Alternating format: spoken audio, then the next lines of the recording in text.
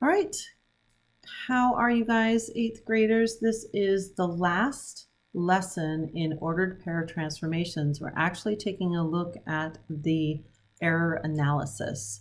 So let's take a look at this. Let's get started. We have this first one that tells us that point A is at -1, 9, and after being translated 4 units right, what are the coordinates of point A? So it says the coordinates are -1, 13. Let's take a look at what that might actually be, whether that's correct or not. So we're translating units to the right, which means we're making a horizontal transformation. And when we're doing a horizontal transformation, remember that we have to add or subtract the number from the x coordinate, okay? So we are going to be adding 4 units because anytime we go to the right, it's positive. Anytime we go to the left, it's negative. So we're going to add 4 to this number here. So our new answer should be, look at this, right?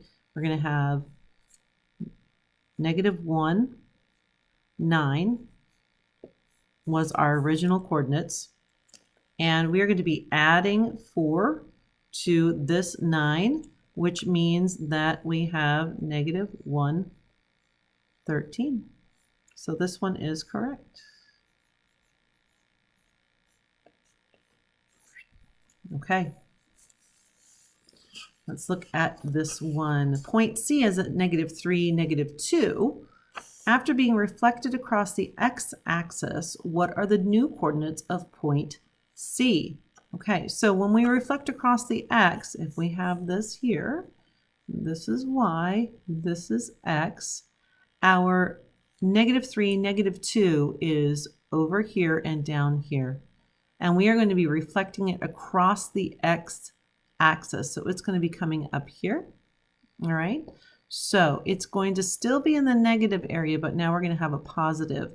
So when we look at that, when we look here and we reflect it across the x-axis, the sign of our y value changes. So here, this is our y value, and they did not change that. What they did was to change the x value. So our solve correctly should look like this. We had -3, -2. It should now be -3, +2. Okay? All right. Okay. Here we have this next one. It's asking us to identify the error. Point N is at 5, 1. After being rotated 180 degrees around the origin, what are the coordinates of point N? Okay, so let's take a look at this. If we have this here, it's right here right now, 5, 1. We want it to be not here, but here. So this quadrant is negative, negative. So when we're rotating it, we are going to do a couple of things here. First of all, let's take a look at this. Okay, we're rotating at 180 degrees. It changes both of the signs. So there you go. If it's at -5, 1, so it was 5, 1. Now we want it to be -5, -1. And that makes sense because our new dot has to be in this completely negative quadrant. So here we had, let's see if we can do this right, 5, 1. And to change it, it's now going to be -5, -1. Okay.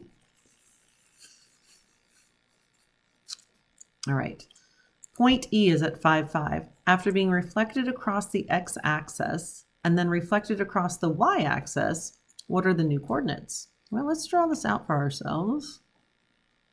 Y, X. Okay, we're at 5, 5. So 5, 5 is going to be somewhere over here. All right. We're going to reflect it across the x-axis, which means it's going to be down here, and then we're going to reflect it across the y-axis, okay? So we're going to end up in a negative spot. And the reflections tell us this. To reflect across the x-axis, we're going to assign the sign of the y value changes. And then when we reflect it across the y-axis, the sign of the x value changes. So the very first thing we're going to do is change the y value. So it would look like this. We'd have -5, 5 would transform to -5, -5. And then